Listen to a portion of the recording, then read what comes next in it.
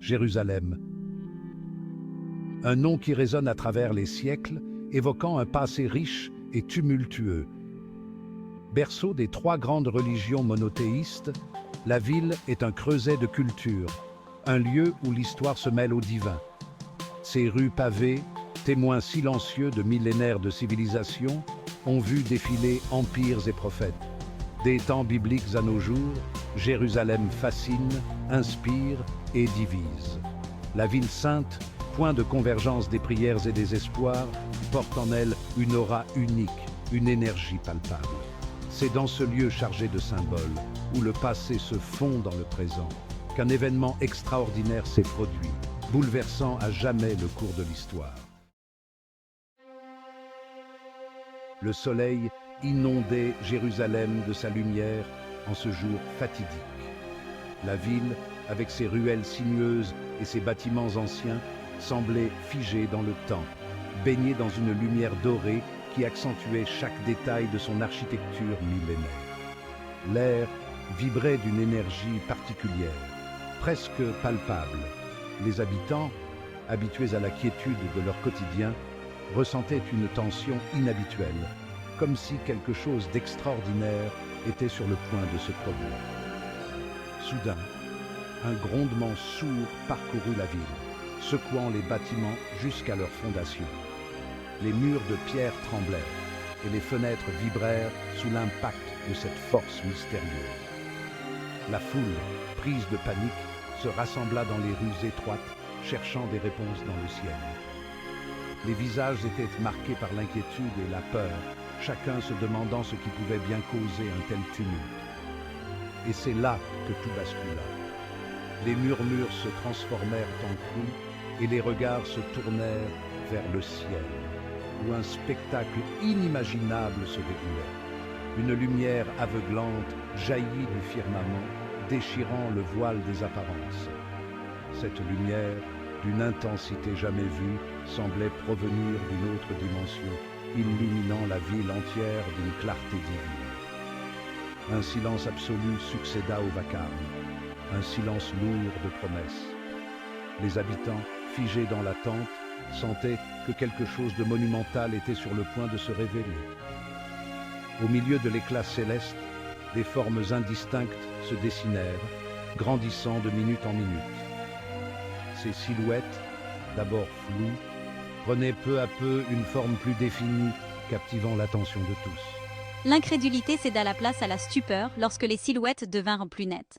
Les gens, bouche bée, observèrent ces apparitions avec un mélange de crainte et de fascination.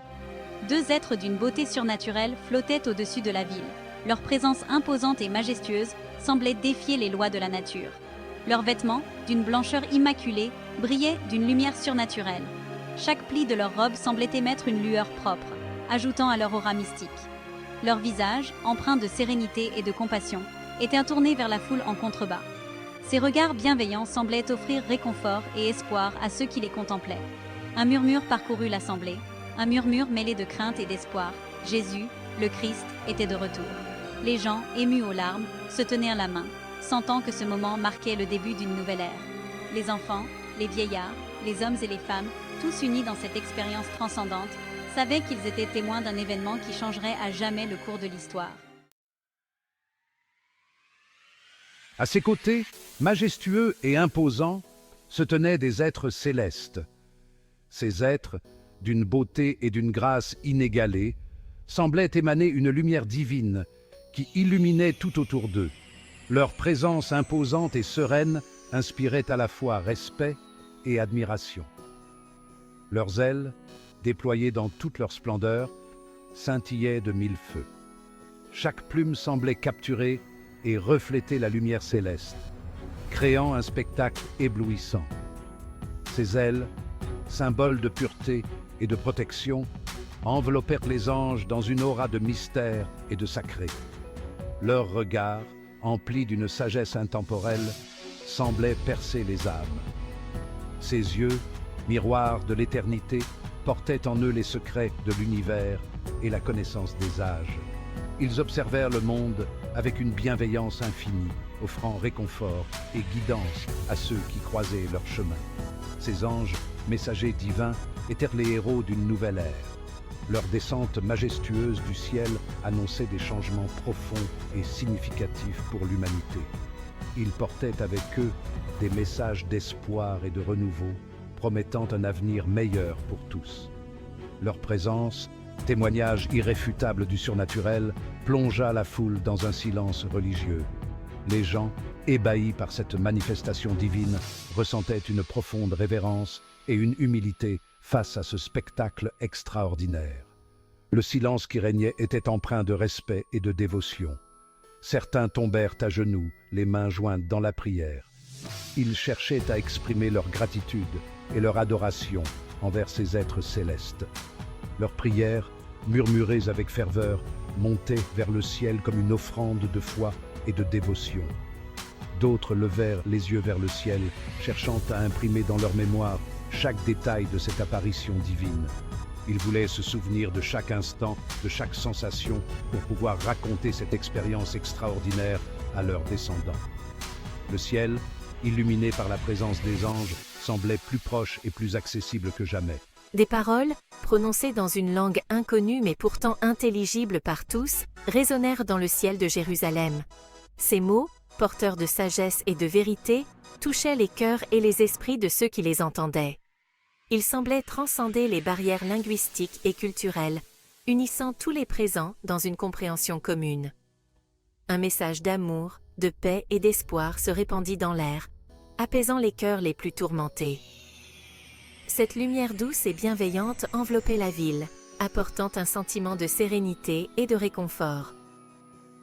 Les gens, touchés par cette énergie positive, ressentaient une profonde paix intérieure. Les malades furent guéris sous les yeux ébahis de la foule.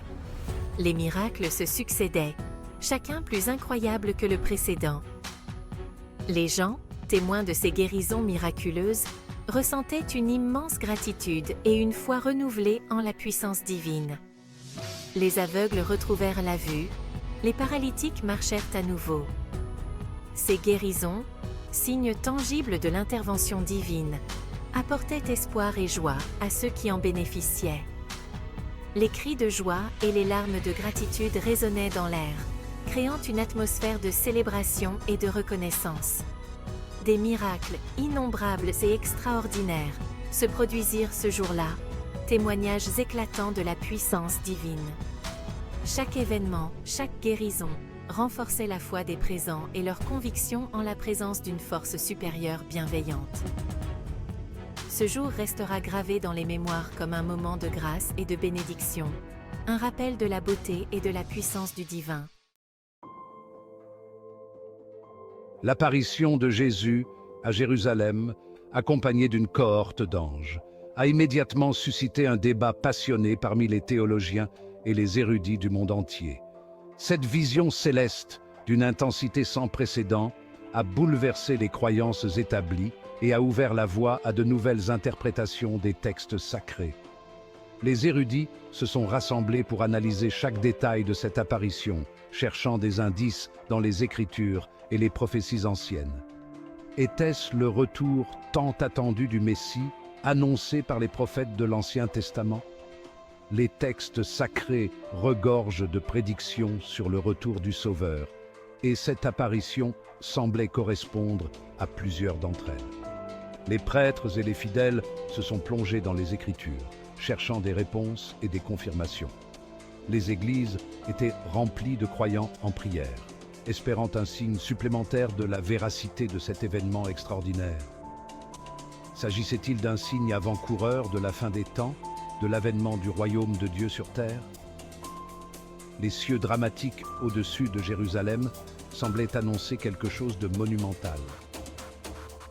Les rassemblements religieux se multiplièrent, les regards tournés vers le ciel, dans l'attente d'une révélation divine. Les services religieux étaient marqués par une ferveur renouvelée, les fidèles cherchant à comprendre le message derrière cette apparition.